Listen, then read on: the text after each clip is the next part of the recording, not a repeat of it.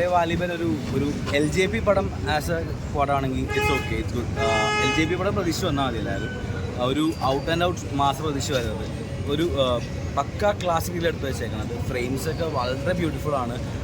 രാത്രിയും പകലൊക്കെ വരുമ്പോൾ ശരിക്കും നമുക്കത് ഫീൽ ചെയ്യാൻ പറ്റും. പിന്നെ പോസിറ്റീവ്സ് എന്ന് പറയുകയാണെങ്കിൽ ഇതിൻ്റെ മേക്കിംഗ്, ഫ്രെയിംസ്, ഓരോ ഷോട്ട്സ്, ലോങ് ഷോട്ടൊക്കെ ഉണ്ട്. പിന്നെ പക്ഷേ സ്ലോ പേസ്ഡാണ്, സ്ലോ കുക്ക് മൂവിയാണ്. മോഹൻലാലിന് കൊടുത്ത റോൾ പുള്ളി അടിപൊളിയായിട്ട് ചെയ്തിട്ടുണ്ട്. ബട്ട് ഒരു ഔട്ട് ആൻഡ് ഔട്ട് മാസ് പ്രതീക്ഷിച്ച് വരരുത്. ഒരു LJP പടം അത്രയും വരാനുള്ള ഒരു ക്ലാസിക് ടച്ച് മൂവി. എന്നിലെ പ്രശ്നം ഒരു ഒക്കേഷാണ്. ബട്ട് ഞാൻ വേറെ ഒത്തിരി പ്രതീക്ഷ വന്നു, പക്ഷേ അങ്ങനെ ഒരു സാറ്റിസ്ഫാക്ഷൻ എനിക്ക് കിട്ടിയില്ല. ബട്ട് ഒരു LJP പടം എന്ന രീതിയിൽ ഇറ്റ്സ് ഓക്കെ. പിന്നെ not everyone's cup of tea, ഇത് എല്ലാവർക്കും ഇഷ്ടപ്പെടണമെന്നില്ല. തിയേറ്ററോളം എത്രയോളം വിജയമാവുമെന്നും എനിക്കറിയില്ല. ഒരു ക്ലാസിക് മൂവി കാണാനായിട്ട് നിങ്ങൾക്ക് എന്തായാലും ധൈര്യമായിട്ട് കിട്ടില്ല. മലയാള സിനിമയ്ക്ക് ഇതൊരു പുതുമയായിരിക്കും, ഒരു ഡിഫറെൻറ്റ് രീതിയായിരിക്കും. രണ്ടാം ഭാഗത്തിന് എത്രത്തോളം പ്രതീക്ഷ വയ്ക്കുന്നുണ്ട്? രണ്ടാം ഭാഗത്തിൻ്റെ ആവശ്യമൊന്നും എനിക്ക് തോന്നിയില്ല ആക്ച്വലി. അത് രണ്ടാം ഭാഗം എങ്ങനെ എടുക്കും എന്നുള്ള ഒരു ഇതുണ്ട്. കാരണം കുറച്ചുകൂടി അൺനാച്ചുറലിസ്റ്റിക് ആയിട്ടുള്ള കാര്യമാണ് കാണിക്കുന്നത്. സോ രണ്ടാം ഭാഗം എങ്ങനെ ഉണ്ടാവും ഒരു പ്രതീക്ഷയല്ല, ഒരു ക്യൂരിയോസിറ്റി ഉണ്ട്. ബട്ട് അത് വേണ്ടിയിരുന്നില്ല എന്ന് എനിക്ക് തോന്നി.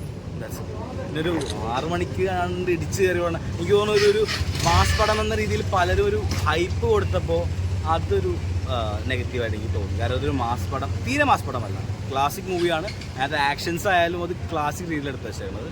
ആൻഡ് മലൈക്കോട്ടെ വാലിബൻ മോഹൻലാലിൻ്റെ ഒരു വെറൈറ്റി മൂവി ആയിരിക്കും. മലയാളത്തിനൊരു പുതുമയായിരിക്കും. But not everyone's cup of tea.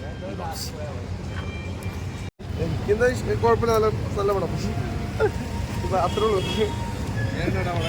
First half ഒക്കെ ഓക്കെയാണ്, മേക്കിങ്ങൊക്കെ നല്ലതാണ്. സെക്കൻഡ് ഹാഫ് ഒക്കെ ഒരുമാതിരി സെക്കൻഡ് പാർട്ട് വരുന്നത് മോഹൻലാൽ ഡബിൾ റോള് ഹൾക്കൊക്കെ പോലെ ഒരു ക്യാരക്ടർ വന്നത്, അതൊക്കെ അത്ര ഒരു നല്ല മേക്കിങ് തോന്നിയില്ല. പക്ഷേ മേക്കിംഗ് കാസ്റ്റിംഗ് നന്നായിട്ടുണ്ട്. ബോറിംഗ് ആയിട്ട് തോന്നിയത്. മേക്കിംഗ് സൂപ്പറാണ്, മോഹൻലാലിൻ്റെ അഭിനയം സൂപ്പറാണ്. പക്ഷേ ആവറേജ് പടം, ഹൈപ്പിൻ്റെ അതിലൊന്നുമില്ല. കുഴപ്പമില്ല, ഷോർട്സ് ഒക്കെ അടിപൊളിയാണ്. ഒരു LJP പടം. ലാലേട്ടൻ അടിപൊളിയായിട്ടുണ്ട്. തിയേറ്റർ കുലുങ്ങിയായിരുന്നോ? സൗണ്ട് എഫക്ട്സ് അല്ലേ ചേച്ചി എങ്ങനെ ഉണ്ടായിരുന്നു സിനിമ? അതായത് ലാലേട്ടൻ കൊള്ളായിരുന്നു. പക്ഷേ എനിക്ക് അതിനെക്കാട്ടി കുറച്ചുകൂടെ തോന്നിയത് ഹരീഷ് പരടിയുടെ റോൾ. ഹരീഷ് പരടി നന്നായിട്ട് ചെയ്തു. മേക്കിംഗ് കാര്യങ്ങളൊക്കെ മേക്കിംഗ് സൂപ്പർ ആയിരുന്നു. ഷോർട്സും കാര്യങ്ങളും ഒക്കെ അടിപൊളിയായിരുന്നു. ഒരു സ്ട്രിക്ട്ലി വൺ ടൈം ഡ്രാമ മാതിരി ഫീൽ ചെയ്തോ?